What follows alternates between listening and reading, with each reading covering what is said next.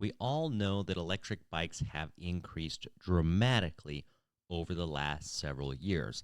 The technology finally made sense. The prices were right. The range is right. The power is right. Everything just works. I think electric motorcycles are the next electric frontier. And what I mean by that is that the power, the price, the range, it's starting to work. Now, if you look at electric cars, you would think that this would have been a little bit different, that we would have had electric bikes first, and then we would have had electric motorcycles, and then we would have had electric cars, because the smaller and lighter something is, the easier it is to get electric technology to work, to have great performance. But I think motorcycles kind of took a back seat, at least in North America, because they're just not as popular as other countries. But my opinion is that so many people are riding e-bikes right now and have been for the last few years. They're getting comfortable on two wheels. You have younger people that are getting started out on electric bikes. It's going to be a more natural transition to just want something else that continues to ride on two wheels and be comfortable with that. So that's why I predict electric motorcycles is going to be the next frontier. And I don't think it's just me, because here are just a few of the names I've seen thrown out this year that have new bikes coming out that I don't think can be considered bicycles anymore. So, for example, Suron has the Stormbee. They have the Suron X. There is supposed to be a street-legal version of the Stormbee. Onyx has a bike they call the RCR, which, although it still has pedals, definitely goes way too fast to be considered a bicycle. Talaria Sting, this is an off-road dirt bike. Here in California, there's a new company that popped up called Rivet Anthem, and they have a motorcycle coming out that is 100% street legal, goes 75 miles an hour. It's highway capable. The Saunders Metacycle came out within the last year. Fuel has a motorcycle coming out this year. Rumble has a motorcycle. Volcon has several different motorcycle models. Super 73 has the upcoming C1X. Land Moto, Harley Davidson. Saunders has released the Meta Beast, kind of a competitor to the dirt bike Surons, but they also, again, are going to have some street-legal versions of this. CSC has the RX-1E, which is an adventure-style electric bike. You've got Maving, Black Tea, Cake, Persang, Damon, the Verge TS, Super Soco, the Coulter RS1, and many, many more. The list goes on and on. Most of these bikes I just mentioned either just started selling within the last year or are going to have their first production units out in the next year.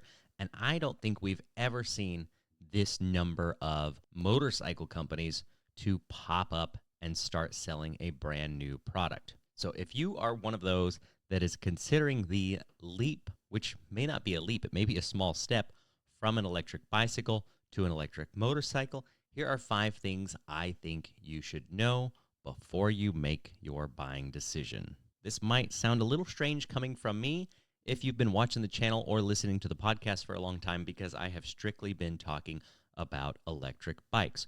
What you may not know is that I have also been an avid motorcycle rider. My last motorcycle was a 2021 Honda CB650R. I really liked that bike, and if it wasn't for the health challenges I was having for the last year and a half, I would still have it. And honestly, I really wanted to buy an electric motorcycle when I bought that bike. That was the goal. And I researched everything that was available on the market 2 years ago, and there were far less options than there are today. And I had kind of narrowed it down to 2 different brands. Now, when I was looking a couple of years ago, there were really 3 big players in the market, or 3 well-known players, I should say. Zero, definitely the most well-known. They've been around the longest. Awesome motorcycles. But to get an equivalent performance bike, I was going to have to spend double the price. I was looking at something that I think was comparable to the Honda that I did buy, and it was going to be over $20,000. And I just couldn't justify it. That was just way too much money for me. I couldn't do it. But a lot of these motorcycles I just mentioned, are they as good as the Zero? No. But price-wise, they're half as much or a quarter as much. When you start getting into the $5, $6 to $10,000 range, I think things start to become more competitive.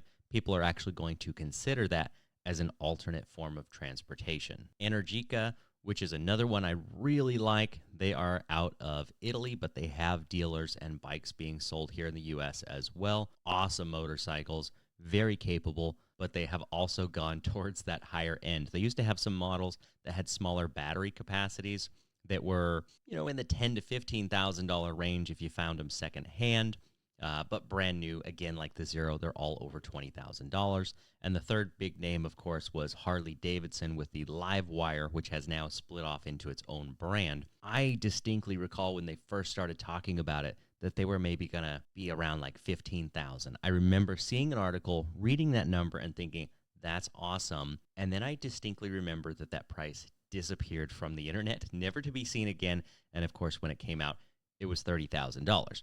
Livewire, with the rebranding, has reduced the price. I think they're around $20 now for the same exact motorcycle. So they've kind of fallen in line, again, with Zero and Energica. But these are high-end motorcycles. That is a lot of money to spend on a bike. You could go buy a car for that. You could even go buy an electric car once you factor in some rebates or local incentives for that kind of money. So what about all of these cheaper options that aren't necessarily cheap? Some of these are quite nice. How do you decide what is good and what is not? Because this is kind of a different ballpark from electric bikes. The components are different. The suspension's different. The brakes are different. The motors are different. Well, sort of. We still have things like mid-drives. We still have hub motors. Which one is right?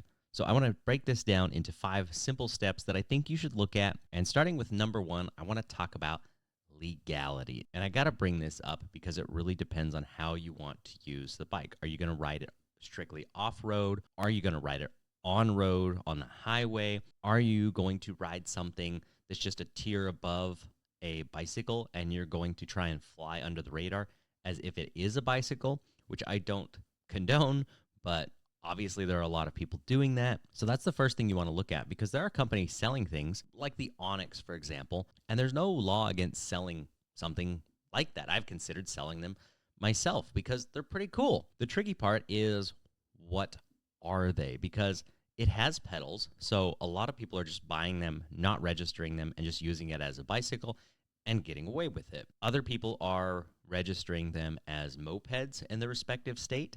And unfortunately, moped laws vary in every state. So whether or not you can or can't do that is kind of up to local jurisdiction. But then at the top end speed, these things can go like 50, 60 miles an hour. I've seen some even faster with modifications. Really, they should be classified as motorcycles. And then it's a matter of, do they even have a VIN number, DOT approved lights, tires? Is that something you can even do?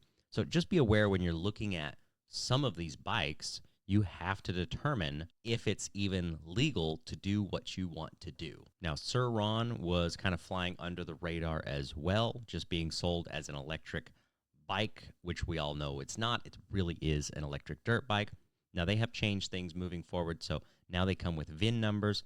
They're not going to be street legal for like the Sir Ron X that we're all used to and we've seen a bunch of, but the VIN number gives it an opportunity to where you can take that and get a green sticker for it. So now it is a legal dirt bike. So you can ride that in off-highway areas. Aside from, like I said, the Sur-Ron Storm Bee, which they have a dirt bike version, and they also had talked about a street legal version, which comes with turn signals and all of that. I've never actually seen one of those set up in the U.S. I don't know if they're even out yet, but you got to look at those things before you buy.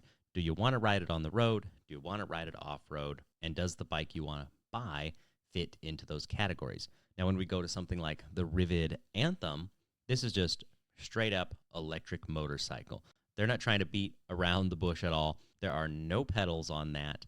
It goes 75 miles an hour on the top end, and it has everything a street-legal motorcycle will have, and you can easily register it as such. It is designed from that way from the ground up. But on the flip side, it has what I would consider a fairly small battery. It's actually the same size as the Saunders Metacycle at about 4 kilowatt hours. So it's kind of in this odd spot where it's nowhere near the level of a Zero motorcycle or an Energica, but from a legal standpoint, it is definitely a motorcycle. So just be aware that this is kind of the Wild West, a new frontier, and how people are selling these is all over the place. And that kind of goes along with the power. How much power do bikes have? How much power do you need? We all know that 750 watt is the legal limit for electric bikes. Well, when you get to an electric motorcycle, there is no power limit. It's just like vehicles and the cars that are on the road today. There is no maximum power. You're just supposed to follow the rules of the road and use common sense, follow all the local traffic laws. But how much power do you actually need to go what speed? I feel like this is a topic that hasn't been addressed a lot because everything is just too new. So, for example, is 5,000 watts enough to go on the freeway? Or do you need 10,000 watts? Do you need 20,000 watts? And there are two kinds of motorcycles, I think, that are coming out right now. You have the city bikes, which sometimes go up to 60 miles an hour, maybe briefly 65.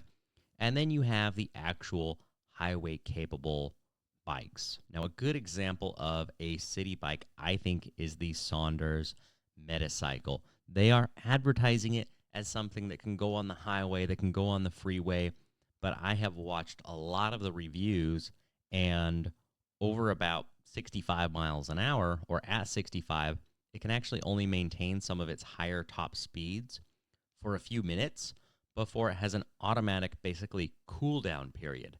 And it doesn't show you on the screen when that's going to happen. It doesn't tell you for how long it's going to happen. The bike suddenly just reduces power, drops you down to like 60 miles an hour, slows you down in traffic, and then at some point that power comes back. I don't really like that feature. I wish they would have just either not done that, or I wish they would have some sort of indicator to tell you if that's going to happen. People said it's kind of alarming if they're going on the freeway for a short bit and all of a sudden their power reduces and they slow down quite drastically. It's a little bit scary, but that's why I would classify the Saunders Metacycle as a city bike, because it has a 4 kilowatt hour battery, which is enough to, I would say, maybe do 60, 70, 80 miles around town, around city. But if you really get onto the freeway, it doesn't quite have the power, and it really doesn't have the range either. Some bikes are highway capable, and some just really can't do it. And the Saunders Metacycle is rated for 14.5 kilowatt hour peak power. That is enough power to get it up to that high speed, but it just can't maintain it. So back to the power ratings. If you're looking at some of these bikes that still have pedals and trying to fly under the radar, so to speak, with about 5,000 watts, you really can get up to about 50 miles an hour on flat ground. If you get up to 6, 7, 8,000 watts, you start getting into the 60-some miles an hour.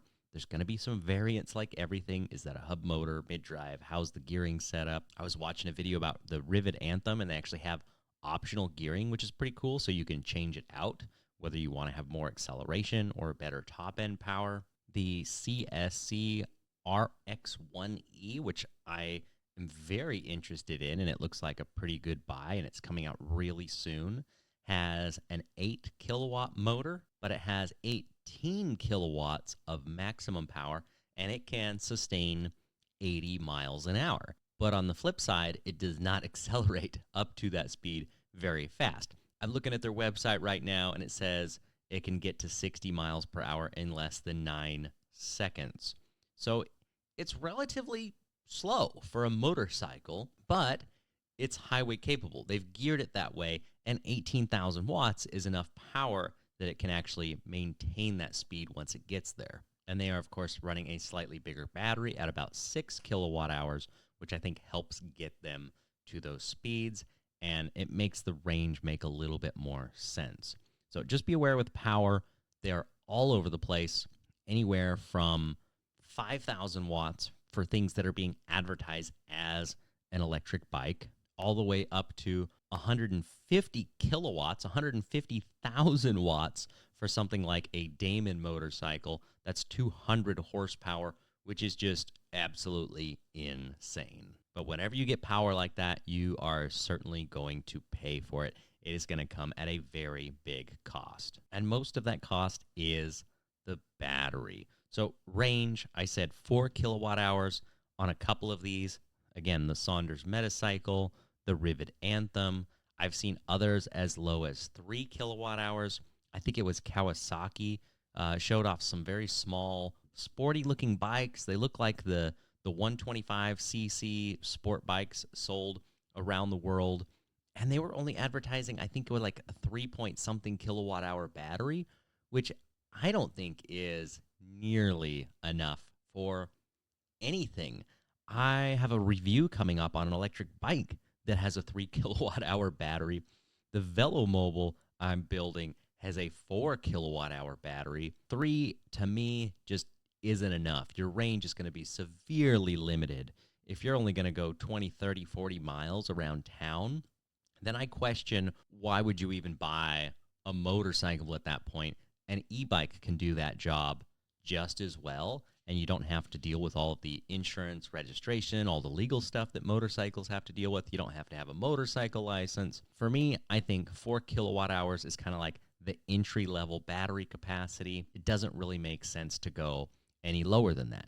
To give you a couple of advertising examples, the Rivet Anthem says it has a 75-mile range in eco mode and 50-mile range in sport mode. And that sounds believable to me. The Saunders Metacycle, with exactly the same battery capacity, is saying 60 miles real world and 80 under ideal conditions. I'm reading something right now online. Guy says he's not been able to really go more than 30 miles on a single charge with 70% freeway and 30% city. So just be aware, 4 kilowatt hours can be enough to go 50, 60 miles, 75 miles if you're going real slow around town, like 35 mile an hour speeds.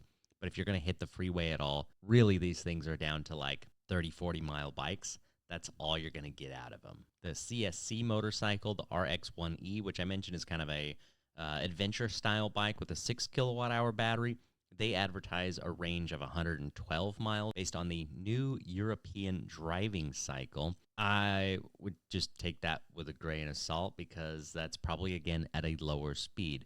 Yes, it is highway capable, but only going to be for a short distance. But yeah, still 6 kilowatt hours, that's 50% bigger than the battery in those other two bikes. And it also doesn't have a lot of acceleration. So it's kind of in an odd place where it doesn't have the greatest acceleration. It's not going to have the greatest range at the top end of the speed, but the MSRP is about $8,500, which I think is reasonably priced compared to, again, some of those $20,000 motorcycles I talked about earlier. The Damon motorcycle I mentioned with, 200 horsepower, they're advertising that when those bikes are released, they're going to have 200 miles of range, which is pretty awesome. But again, you're paying tens of thousands of dollars to buy something like that from them or Zero or any other brand. And I'm not saying that under 100 miles of range is bad. My first electric car, brand new off the lot, had 80 miles of range. And that was enough. I drove that thing everywhere. I drove it to and from work. I could drive it to relatives. It worked quite well. And it had a 19 kilowatt hour battery, brand new. And it was a 4-door tiny little sedan that could fit 4 people in it. So a motorcycle is going to be obviously a lot lighter, more efficient than that. And we are seeing some motorcycles with batteries that big. I would like to see more motorcycles around the 10 kilowatt hour battery size, because then you start getting into the 100 to 150 mile range. And most people really don't ride that far in a single day. So for me, kind of like the sweet spot is 10 kilowatt hours, under $10,000, good performance. If some of these bikes can get down to 6, 7, 8,000 with batteries of that size, then I think they are going to do quite well. Now, Fuel is one of them that is advertising a 10 kilowatt hour battery. and I think they're going to be right around that $10,000 price range. So I would definitely keep an eye on that one, especially the fact that the founder has experience with motorcycles already. So I feel like that gives them a little bit more credibility. Now, as far as bargain deals, the best one I've seen lately that seems very attractive at the moment, but not very well known, is a company called Evoke. I have been watching their progress online for a few years. The bikes look pretty decent. They have kind of a classic style motorcycle, which I really like. They are working on a new cruiser bike, but right now their Urban Classic model has a 10 kilowatt hour battery, and they've been doing some deals occasionally, getting them down into the $6,000 range.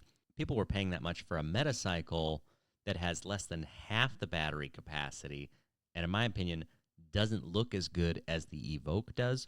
I think it's just a matter of brand recognition that they don't have yet, which is why we're not seeing more of those on the road. But I'm really interested to see where that goes, because if they can keep that price up and the quality turns out to be good, I think they could be one to really take off. So there's a really wide range of prices, battery capacities, range. Again, it's kind of like power. It's kind of like the legality.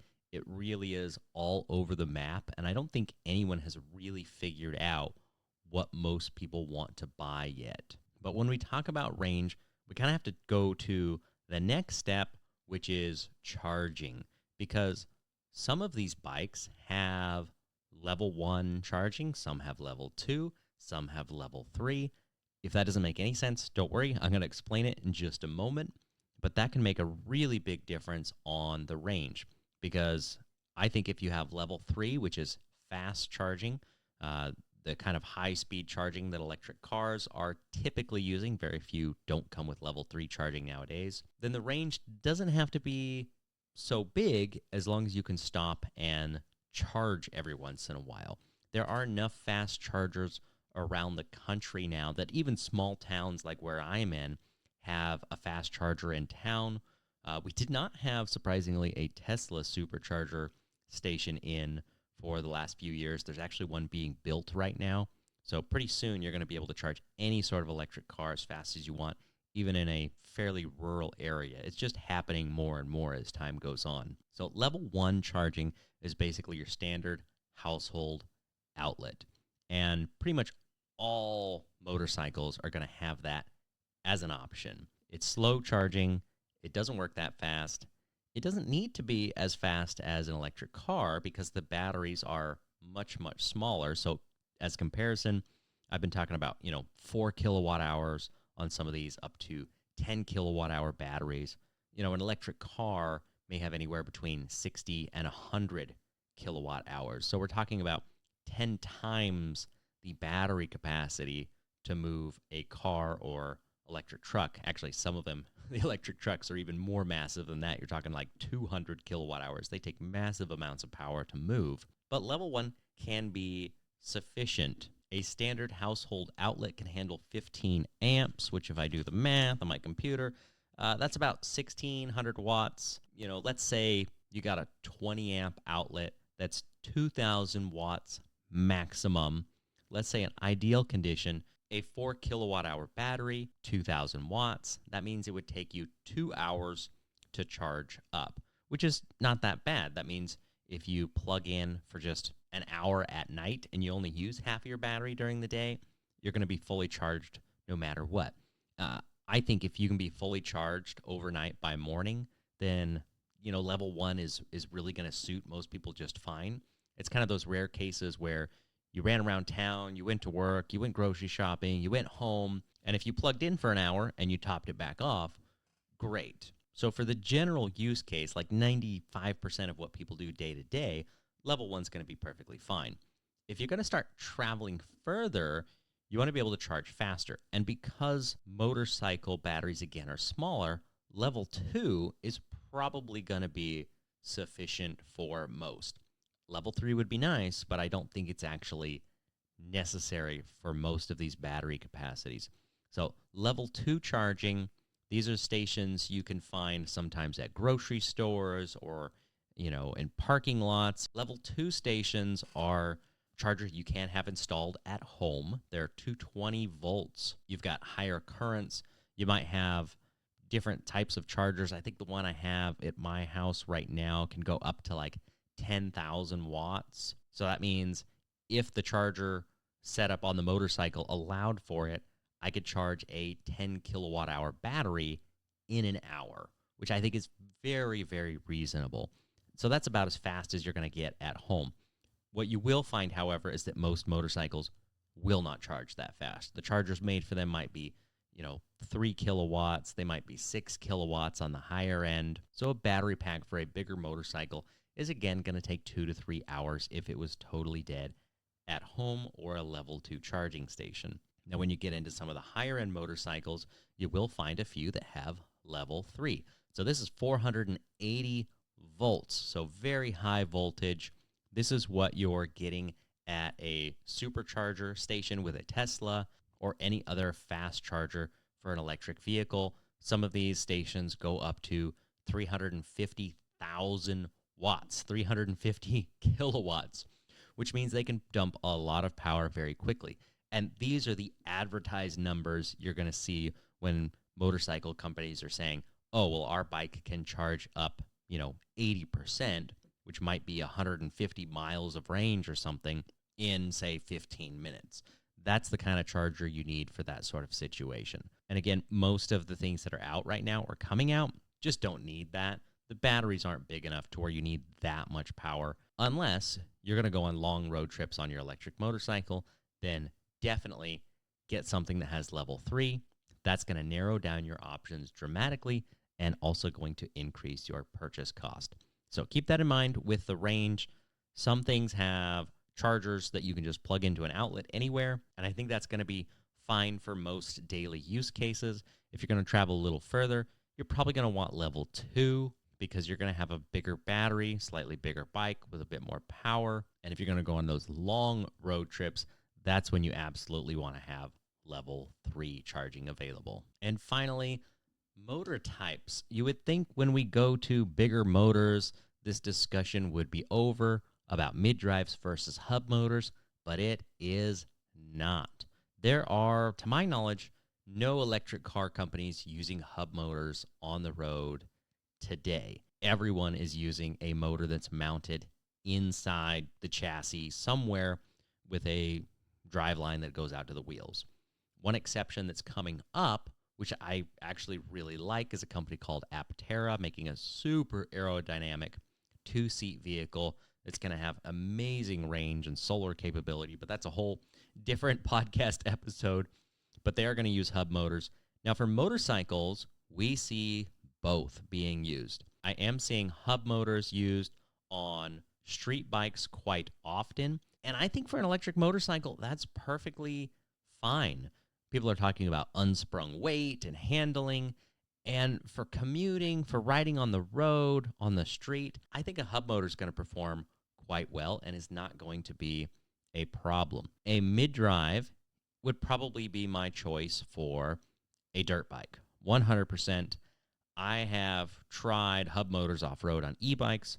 I've tried hub motors off-road on things that are more powerful, and they really don't handle as well. You do notice the weight in that rear hub, but on the street, you really don't. So if you're going dirt bike, I would say 100% go for a mid-drive motor setup. If you're going for something you're strictly going to ride on the street, you could go either way. So one exception to this is the Rivet Anthem. This is designed to be a street bike, but they've gone with a mid-drive, and they offer brand new 2 different gearing options. So if you want to have low-end torque, great acceleration, you can go with one gearing setup. If you want to go with more highway speed, cruising, higher top end, a little bit less acceleration, you can do that. You got to have a mid-drive if you want to have that sort of option. A hub motor is just one speed. There's really no changing it. It is fixed. So if you want to modify your bike as far as acceleration, top end, if you want to change the gearing out, if you want to mess with things like that, then I would go for the mid-drive. If you don't want to mess with things, if you want it to be simple, reliable. I think there's nothing wrong with a hub motor. Now, I am going to put my money where my mouth is, so to speak, this year. I am already working on a couple of projects. Now, these are not things that are for sale, at least at this point in time. That's not the plan. I have a bike from a company called Denzel. It's the Samurai model.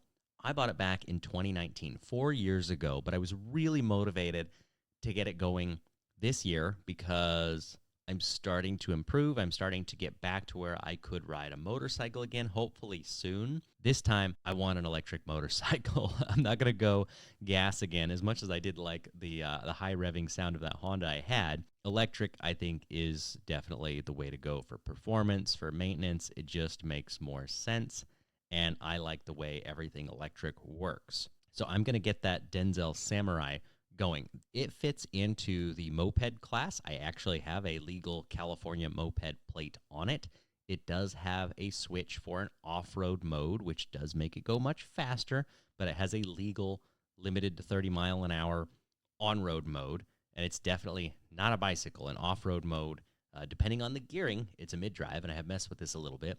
Top speed's going to be somewhere in the 50 to 60 mile an hour mark. Now, for street legal purposes, I'm also working on a separate project, which I haven't told you guys about yet, and I'm not going to. You'll have to wait for a future video. It is a 100% street legal electric motorcycle, which I'm pretty excited about. It's a conversion, so I'm taking an existing gas bike and turning it into an electric motorcycle because I think that makes a lot of sense right now, too.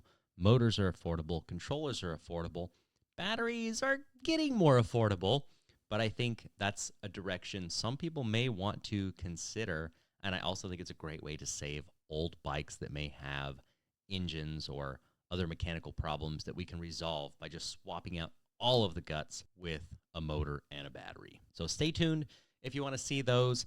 I am definitely going to talk more about this. I'm going to be keeping my eyes on all of these electric motorcycles. If you are involved in one of these companies, definitely reach out. We'd love to have you as a guest on the podcast, or even better, do some test rides with your bikes. This has been another great episode of the Area 13 podcast, and I will talk to you again soon.